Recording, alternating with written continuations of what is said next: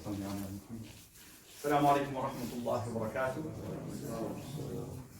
الحمد لله والصلاة والسلام على رسول الله صلى الله عليه وعلى آله وصحبه وسلم تسليما كثيرا. Always we begin with the praise and the thanks to Allah subhanahu wa ta'ala. We ask Allah subhanahu wa ta'ala, who has gathered us from our various cities across the world, various time zones and countries and continents, and has brought us to this specific place, seeking only His pleasure subhanahu wa ta'ala. All of us, alhamdulillah, we've come for a variety of intentions, and mashallah, the Mubarak hadith that Yahya Ibrahim, who it's a great honor, alhamdulillah, that he leads us in our journey for the next few days together, will be about niyyat. And I thought I would just speak in a short introductory word about the various purposes that we've come. For some of us, it's to connect with our families. We're traveling as a family. I see, alhamdulillah, the young and the old, husbands and wives, brothers who are together, families who have come together.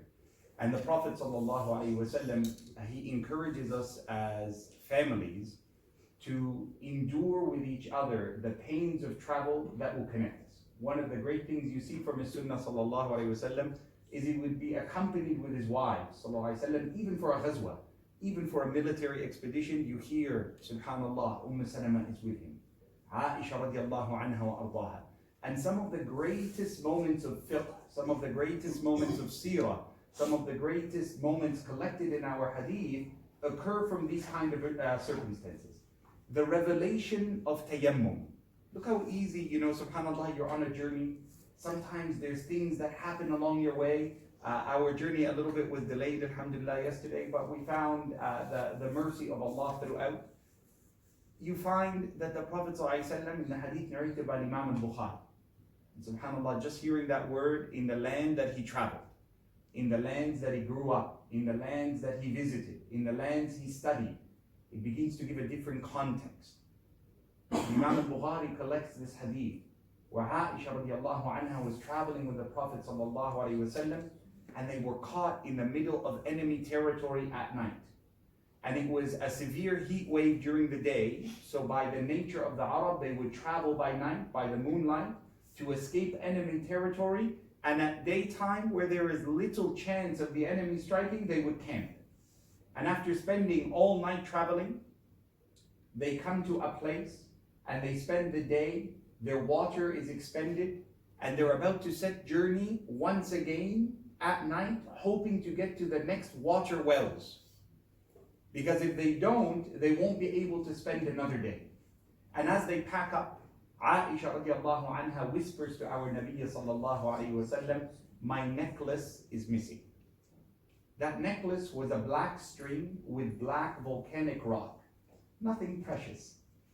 No gold, no silver, no emeralds, no rubies. The Prophet sallallahu alayhi wasallam says to Aisha, what would you like? She says, Ya Rasulullah sallallahu alayhi wasallam, can you help me find it? Meaning, can you ask the Sahaba to search for a black string with black rocks in the darkness of the night before we set out on the journey? And at that moment, the Prophet ﷺ says to the camp who has packed up the rahila that is ready to move to escape the enemy, put your belongings down. Aisha radiallahu anha is missing something valuable to her, but not to anybody else. Can you imagine Abu Bakr and Umar radiallahu anhum looking in the desert for a black string? The Prophet ﷺ inconveniences all of his standing army out of a moment of love and care and compassion for his spouse. Abu Bakr, in this hadith, Aisha radiallahu anha, she says, her father radiallahu anhu, it's the first time in taharani. He was so upset with me, it's the first time he raised his voice at me, and it's the first time he prodded me. He says, Ya Aisha, how dare you say this? How dare you inconvenience all of us, even Nabi sallallahu alayhi wasallam, for something like this? She says, I was silent because his head was in my lap, sallallahu alayhi wasallam. By morning, nothing is found. And Aisha radiallahu anha, she is waiting for news. Nobody's found her precious necklace that had a sentimental memento. And the Sahaba begin to murmur, our water is going to dwindle. If we make wudu for the Fajr that you and I just prayed, We won't have water for our animals and selves throughout the day, and then another journey by night. Halakna, we're gonna die. Either we use it for wudu and ghusl, or we use it for water. How are we gonna pray? Look at the hardship we're in. And it's at that moment, with Aisha's heart anguished, with Abu Bakr radiallahu anhu feeling embarrassed, with the Prophet sallallahu alaihi wasallam without a solution that is practical to their need. Allah reveals in the Quran, فَإِن لَمْ تَجِدُوا مَاءً فَتَيَمَّمُوا صَعِيدًا طَيِّبًا. If you are without water and it's time to pray, then make tayammum. And the laws of tayammum were revealed for this moment of love between the Prophet sallallahu alaihi wasallam and his blessed spouse Aisha radiallahu anha. The Sahaba all made takbir. Allahu Akbar. جُعِلَتِ الْأَرْضُ لِمَسْجِدًا وَطَهُورًا. Another riwayah of this is where the Prophet ﷺ says, Allah has just revealed to me that from the 5 specialities given to me, not given to other messengers and prophets, is that the whole earth is a place of tahur and a place of masjid. Any place you are, in a hotel room, on hardwood floor, on the open earth, on a train, on a plane, in the seas, in the oceans, in the land, in the sea, in the air, the whole earth is a qibla when we intend to Allah subhanahu wa ta'ala. That's revealed from a moment of journey with the Prophet Muhammad sallallahu alayhi wa sallam, that you can strike the earth and make your ghusl and tayammum as sufficient for your ibadah. Connecting with each other and traveling with each other is one of the great outcomes of faith of our Prophet sallallahu alayhi wa sallam. Every messenger and every prophet traveled for Allah. Musa alayhi salam, Ibrahim alayhi salam. Those who traveled out of desire and those who traveled out of being forced. The hijrah al-mubarakah of our Nabi Muhammad sallallahu alayhi wa sallam. And the one who spreads out into the earth will see signs of what they have endured of people in the past that give us reflection and pause of what we are to see in our future coming days. And Allah subhanahu wa ta'ala tells us in the Quran, سِيرُوا فِي الْأَرْضِ فَانْظُرُوا كَيْفَ كَانَ عَاقِبَةُ الَّذِينَ مِنْ قَبْلِكُمْ.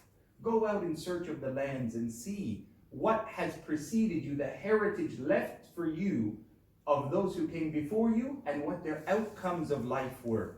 Allah subhanahu wa ta'ala tells us in Surah Ibrahim, وَسَكَنْتُ فِي مَسَاكِنِ الَّذِينَ ظَلَمُوا أَنفُسَهُم فَتَبَيَّنَ لَكُمْ كَيْفَ فَعَلْنَا بِهِمْ وَضَرَبْنَا لَكُمُ الْأَمْثَالَ.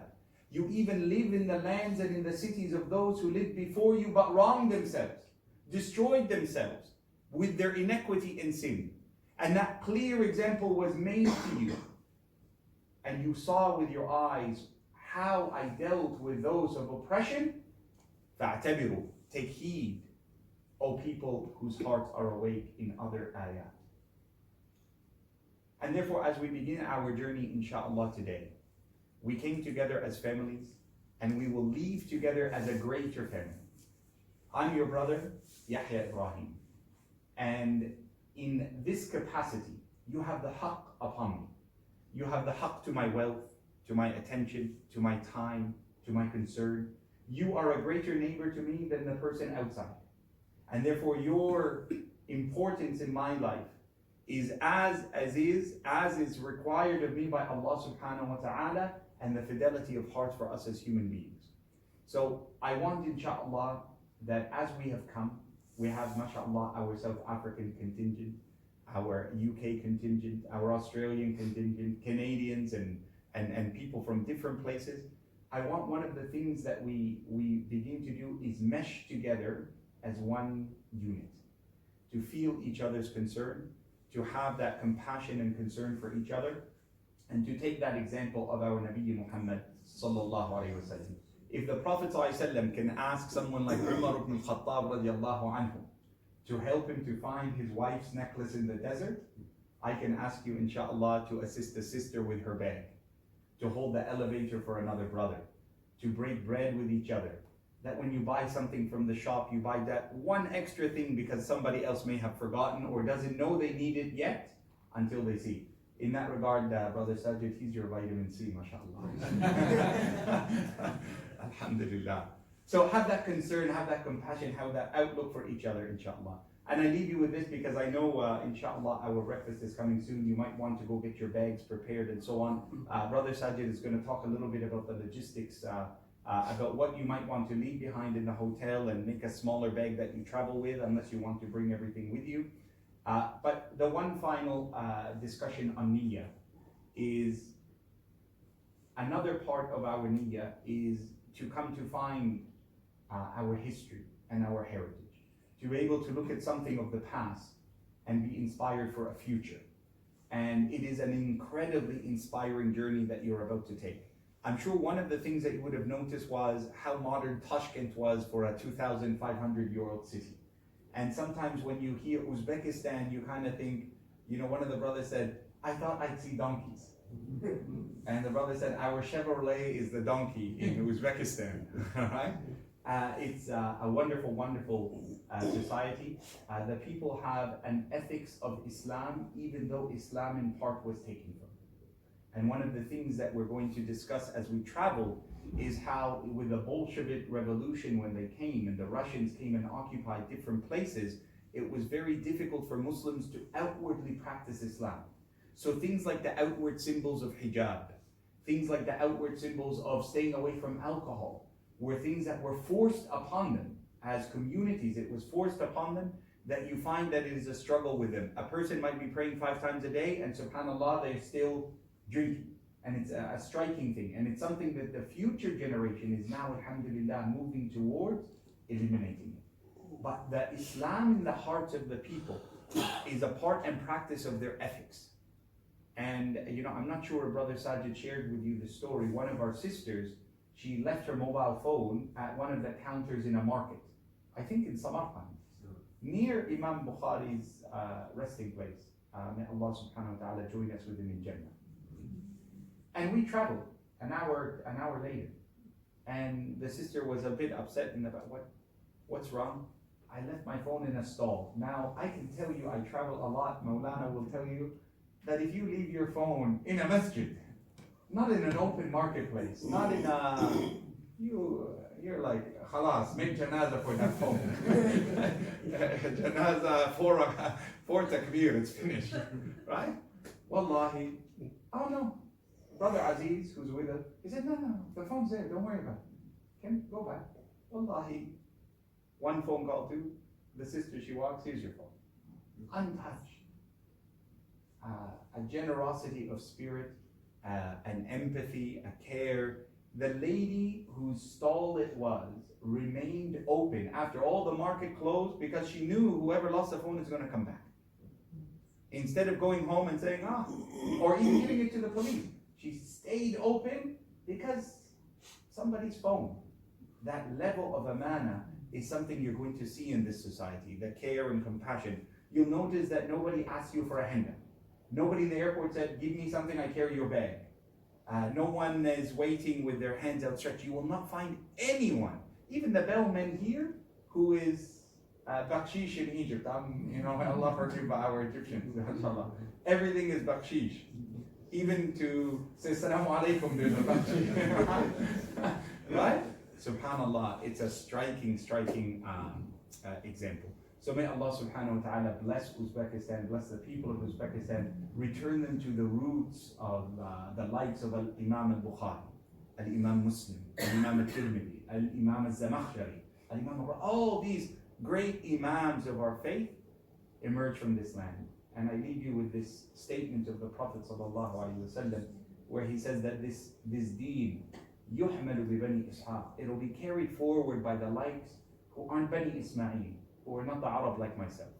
That the ones who will bring the faith forward are going to be from those who are not from Bani Ismail. They're from the others, right? And therefore you see that the very first generations of those who mastered the sciences of the deen, mastered the collection of faith, brought together the coherence of the fiqh, Al-Imam al-A'zam, Imam al-Nu'man ibn Bashir, Al-Imam Abu Hanifa, was a person who came from lands very close to here, from Kabul and districts right next to it. So keep this in mind, that this is an ayah from the signs of Allah subhanahu wa ta'ala, and may Allah make from our homelands, from where we've come and from the cities we've come, those who will be the future carriers and conveyors of this faith. اللهم آمين. وصل اللهم وسلم وزد وبارك على سيدنا ونبينا محمد صلى الله عليه وعلى آله وصحبه وسلم. I'll invite Brother Sajid just to give a few words about some of the logistics that might be important for us to keep in mind, inshallah.